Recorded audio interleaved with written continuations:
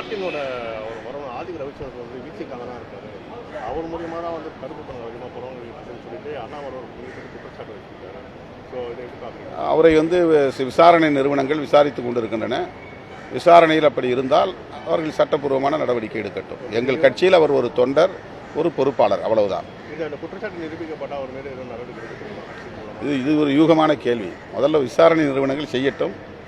குற்றம் செய்யப்பட்டிருப்பது உண்மையாக இருந்தால் அவர்கள் நடவடிக்கை எடுக்கட்டும். அதில் நாங்கள் யாரும் தலையிட மாட்டோம்.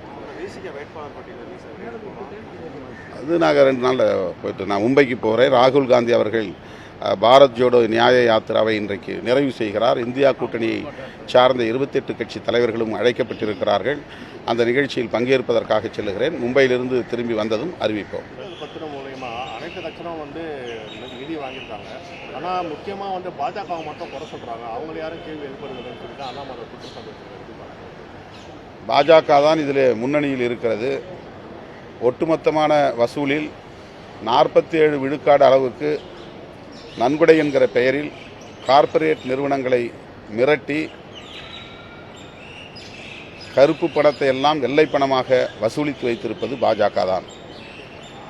அவர்கள் தேர்தல் பத்திரங்களின் மூலம் வசூலித்த தொகையே 6000 கோடிக்கு மேல் என்று சொன்னால் வெளியே தெரிந்திருப்பது.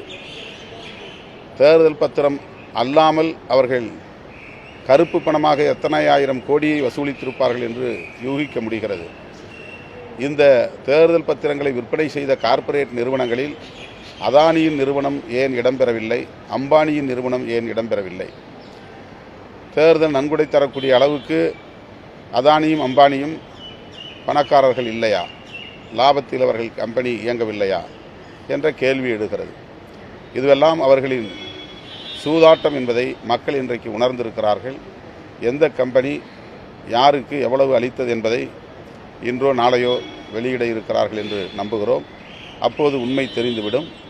பாஜகவின் முகத்திரை கிழியும். தேர்தல் பத்திரம் மூலயமா கருப்பு பணம் வந்து ஒழிக்கப்பட்டதுன்னு சொல்லிட்டு அமித்ஷா சொல்லியிருக்காரு. இது மக்களை ஏய்க்கிற ஒரு மாய்மால வார்த்தை ஜாலம். அப்படி கருப்பு பணத்தை ஒழிப்பதற்கு தேர்தல் பத்திரம்தான் ஒரு வழிமுறை என்றால் அதைவிட நேர்மையற்ற ஒரு அரசியல் எதுவும் இருக்க முடியாது. தேர்தல் பத்திரங்களின் மூலம் மேலும் மேலும் ஊழலை வளர்ப்பதற்கு, வெளிப்படையாக சட்டப்பூர்வமாக ஊழலை வளர்ப்பதற்கு இது வழிவகுக்கிறது. எல்லா கார்ப்பரேட் நிறுவனங்களையும் சுதந்திரமாக எவ்வளவு வேண்டுமானாலும் நீங்கள் கொள்ளையடித்து கொள்ளலாம், லாபம் ஈட்டிக் கொள்ளலாம். அதிலே எங்களுக்கு ஒரு சதவீதம் சட்டப்பூர்வமாக நீங்கள் தரலாம். அதை செலவு கணக்கிலே நீங்கள் வைத்துக்கொள்ளலாம்.